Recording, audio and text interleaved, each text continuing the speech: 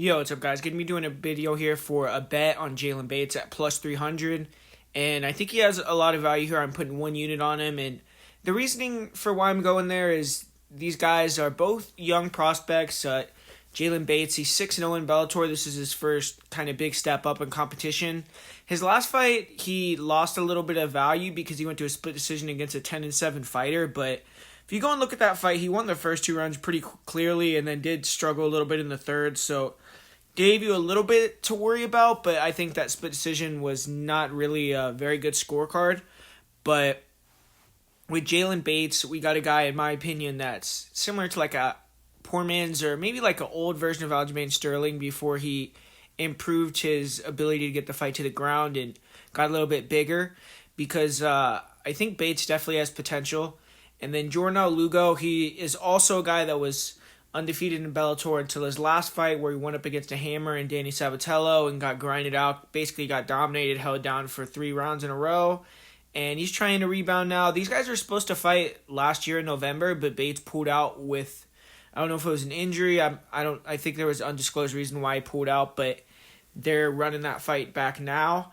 So that's something you got to think about. I mean, hopefully it wasn't too bad because it's only been 2 months if it was an injury and he's 100%. But I just feel like Bates, with his style on the feet, Lugo is long as well, 72.5-inch reach, but he's not going to have the reach advantage here.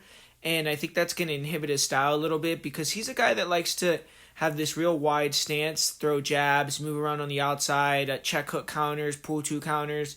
And he has some power in his hands. I mean, I've seen him hurt some people. I saw him drop Keith Lee with a jab, but I wouldn't say he necessarily has overwhelming power. And he's low volume as well. He relies on counter punching. And Jalen Bates is an active kicker on the outside. He's going to have the reach advantage. And he doesn't really have the best striking because his hands are improving, I will say. Like his jab, it seems like he's getting a little bit better with that. He's getting a little bit better with the pull twos, with the check hooks. But he's still only throwing ones. He's not really throwing in combination. I think Lugo, on the feet, if there was no threat of the takedown, would have the advantage. But Jalen Bates is going to be looking to take him down as well. Take the backpack him. He is a great scrambler. Even off bottom, he's really good. But one thing about him is you did see in his last fight, it was his first fight that really went for a long time. I guess he did have another fight against Corey Disino or something Disino that went into the third round.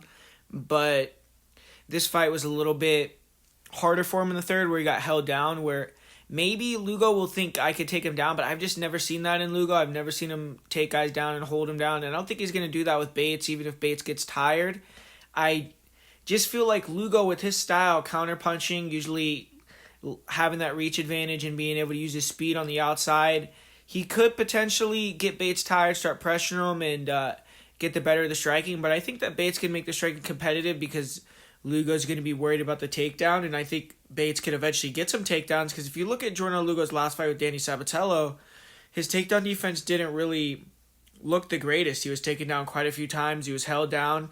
Didn't look very good off of his back. So if Bates can take him down, I think Bates could be a little bit even more aggressive on the ground, and I think that I don't think he's going to get the finish here because Lugo did seem like a tough guy, but I think he'll be able to decision Jornal Lugo if he gets that wrestling going. And Bates has never lost, man. He's won 15 fights in a row. He was 9-0 as an amateur, 6-0 as a pro. And if you give me that guy at a plus 300 number, I got to take a stab on him, especially after watching Jornal Lugo struggle with a wrestler and a grappler in his last fight at Danny Sabatello. And this is a big step up for Bates, so maybe Bates is going to come in here and he's going to get exposed a little bit and show that he's not ready for this level. But I'm willing to take the risk at plus 300 odds, 1 unit. I put it on Jalen Bates here, and let's see what happens. But Jalen Bates is going to be the bet.